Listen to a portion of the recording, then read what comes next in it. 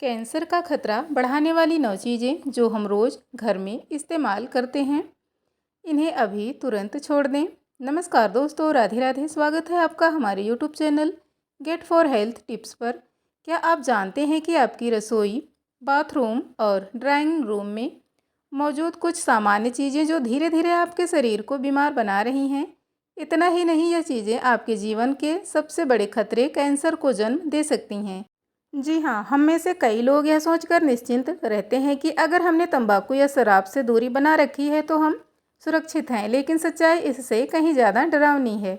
आज हम जिस दौर में जी रहे हैं, वहाँ बीमारियाँ सिर्फ आनुवंशिक कारणों से नहीं या तंबाकू, सिगरेट जैसी चीज़ों से नहीं होती, बल्कि हमारे घरों में मौजूद कुछ आम वस्तुएं हैं और आदतें जो गंभीर बीमारियों का जन्म दे सकती हैं। खास तौर से एक कैंसर जैसी जानलेवा बीमारी को यह चीज़ें इतनी आम हैं कि हम रोज़मर्रा में बिना सोचे समझे इनका इस्तेमाल करते हैं। लेकिन अगर आपने इनकी सच्चाई नहीं जानी तो एक दिन यह चीज़ें आपको अस्पताल के बिस्तर पर पहुंचा देंगी। तो आज के इस खास और महत्वपूर्ण वीडियो में हम विस्तार से बात करेंगे उन 9 खतरनाक चीज़ों के बारे में जो आपके ही घर में मौजूद हैं और जो धीरे धीरे आपके शरीर को कैंसर के करीब ले जा रही हैं। साथ ही हम जानेंगे कि कैसे आप इनसे खुद को और अपने परिवार को सुरक्षित रख सकते हैं। यह वीडियो सिर्फ जानकारी नहीं देगी, बल्कि आपकी सोच को बदल देगा। आपका जीवन बदल सकता है अगर आप इन बातों को गंभीरता से लें तो। चलिए दोस्तों, बिना देर किए शुरू करते हैं आज का यह महत्वपूर्ण विषय। वीडियो को अंत तक ज़रूर देखें, क्योंकि हर जानकारी आपके लिए जीवन रक्षक साबित हो सकती है। नंबर 1 है प्लास्टिक कंटेनर और बोतलें। आज लगभग हर घर में प्लास्टिक के डिब्बे और बोतलें आमतौर पर इस्तेमाल की जाती हैं, चाहे बचे हुए खाने को स्टोर करना हो या फिर पानी भरकर रखना हो। प्लास्टिक हमारी दिनचर्या का हिस्सा बन चुका है। लेकिन क्या आपने कभी सोचा है कि यह प्लास्टिक कंटेनर और बोतलें आपकी सेहत के लिए कितनी खतरनाक हो सकती हैं? प्लास्टिक में खासकर बीपीए बिस्फिनोल नामक रसायन पाया जाता है, जो गर्म होने पर भोजन में घुल जाता है। जब आप माइक्रोवेव में प्लास्टिक के बर्तन रखकर खाना गर्म करते हैं तो यह रसायन आपके खाने में मिल जाता है और धीरे धीरे आपके शरीर में जमा होने लगता है। यह हार्मोन्स को असंतुलित करता है, प्रतिरक्षा तंत्र को कमज़ोर करता है और कैंसर जैसी गंभीर बीमारी को न्योता देता है। क्या करें? ग्लास या स्टील के बर्तन का उपयोग करें। माइक्रोवेव में कभी भी प्लास्टिक कंटेनर का प्रयोग ना करें, और यदि प्लास्टिक का उपयोग करना ही पड़े तो बीपीएफ उत्पादों का ही चयन करें। नंबर 3, तेज सुगंध वाले रूम फ्रेशनर और परफ्यूम। आपके घर की हवा जितनी साफ होनी चाहिए उतनी शायद ही हो। जब हम कमरे को महकाने के लिए रूम फ्रेशनर या परफ्यूम का छिड़काव करते हैं तो हमें लगता है कि हमने वातावरण को शुद्ध कर लिया, लेकिन हकीकत यह है कि इन उत्पादों में मौजूद फॉर्मल्डिहाइड, बेंजीन और अन्य वोलेटाइल ऑर्गेनिक कंपाउंड्स बीओसी हवा को जहरीला बना देते हैं। यह रसायन न केवल श्वसन तंत्र पर बुरा असर डालते हैं, बल्कि लंबे समय तक इनके संपर्क में आने से फेफड़ों का कैंसर होने की संभावना कई गुना बढ़ जाती है। क्या करें? घर को प्राकृतिक रूप से सुगंधित करने के तरीके अपनाएं। नींबू, कपूर, लौंग या एसेंशियल ऑयल जैसे विकल्प अपनाएं और घर को हवादार रखें। नंबर 4, हानिकारक रसायनों वाले क्लीनिंग प्रोडक्ट्स। आज का युग हाइजीन और सैनिटाइजेशन का युग है, लेकिन ज़रा सोचिए, प्रोडक्ट आप सफाई के लिए उपयोग करते हैं जैसे टॉयलेट क्लीनर, फ्लोर क्लीनर या डिशवॉश लिक्विड, वह खुद में कितने जहरीले होते हैं। इसमें मौजूद तेज रसायन त्वचा पर एलर्जी, आँखों में जलन, सांस की समस्याएं और यहाँ तक कि कैंसर तक को जन्म दे सकते हैं।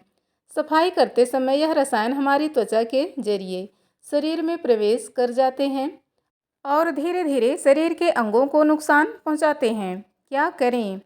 प्राकृतिक क्लीनिंग विकल्प अपनाएं, जैसे सिरका, बेकिंग सोडा और नींबू का रस उपयोग करें। सफाई के समय दस्ताने और मास्क पहनना ना भूलें, ताकि सीधे संपर्क से बचा जा सके। नंबर 5, नॉन स्टिक बर्तन। नॉन स्टिक बर्तन की लोकप्रियता का कारण है इनका आसान इस्तेमाल और कम तेल में खाना पकाने की सुविधा। लेकिन क्या आप जानते हैं कि इन बर्तनों पर चढ़ी टेफलॉन कोटिंग एक बड़ा खतरा बन सकती है। जब टेफलॉन कोटिंग बर्तन ज़्यादा गर्म हो जाते हैं या उनकी परत उखड़ने लगती है तो यह पीएफओ फ्लोरोनॉक एसिड नामक रसायन छोड़ते हैं, जिसे संभावित कार्सिनोजेन कैंसर पैदा करने वाला पदार्थ माना गया है। लगातार इनका इस्तेमाल फेफड़ों और पाचन तंत्र से जुड़ी समस्याओं के साथ साथ कैंसर के खतरे को भी जन्म दे सकता है। क्या करें? स्टील, कास्ट आयरन या मिट्टी के बर्तनों का उपयोग करना बेहतर विकल्प है। यदि आपके नॉनस्टिक बर्तन की परत उखड़ गई है तो उसे तुरंत बदल दें। एल्यूमीनियम फॉइल और एल्यूमीनियम के बर्तनों से आजकल फास्ट फूड कल्चर के कारण एल्यूमीनियम फॉइल का प्रयोग बहुत आम हो गया है। चाहे वह लंच पैक करना हो या बचे हुए खाने को स्टोर करना, हर कोई एल्यूमीनियम फॉइल का उपयोग करता है। वहीं बहुत से घरों में एल्यूमीनियम के बर्तन खाना पकाने के लिए आज भी इस्तेमाल होते हैं, खासकर ग्रामीण और मध्यवर्गीय घरों में। शुरुआत में यह सब सामान्य और सुविधाजनक लगता है, लेकिन जब हम एल्यूमीनियम को उच्च तापमान पर गर्म करते हैं या अम्लीय एसिडिक खाद्य पदार्थ जैसे टमाटर, दही या नींबू इन बर्तनों में पकाते हैं या रखते हैं तो एल्यूमीनियम के कण भोजन में मिल जाते हैं।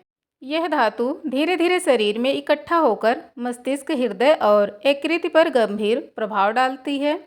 कई शोधों में एल्यूमीनियम के अधिक सेवन को न्यूरोलॉजिकल समस्याओं और कैंसर जैसे घातक रोगों से जोड़ा गया है। अतः दोस्तों, यदि आप एल्यूमीनियम फॉइल में गर्म खाना लपेटते हैं या एल्यूमीनियम के बर्तनों में खाना पकाते हैं तो यह आदत बदलने का समय आ गया है।